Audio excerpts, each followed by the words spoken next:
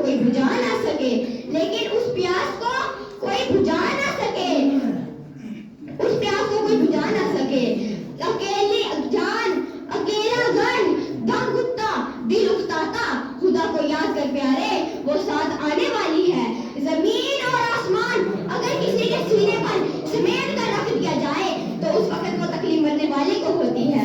ایسا لگتا ہے جیسے وہ ناک کے سواد کا ساتھ نہیں لے رہا، اس کو اتنا تنگ کر دیا جاتا ہے، اس کو اتنا تنگ کر دیا جاتا ہے کہ اس کو ایسے لگتا ہے وہ سوئی کے ناکے سے سانس لے رہا ہو۔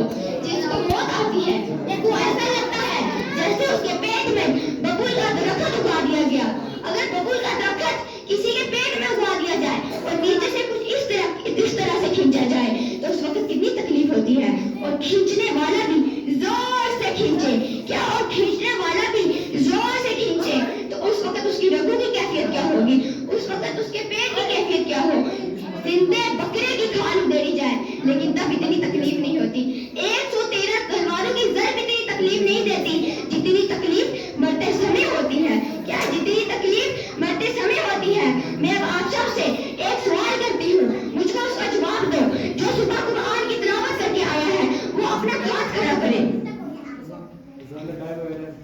باقی آپ سب صرف چند ہی لوگ ہیں جو صبح قرآن کی تلاوت کر کے آتے ہیں، باقی نماز کیا پڑھتے ہوں گے، قرآن کی تلاوت کیا کریں گے؟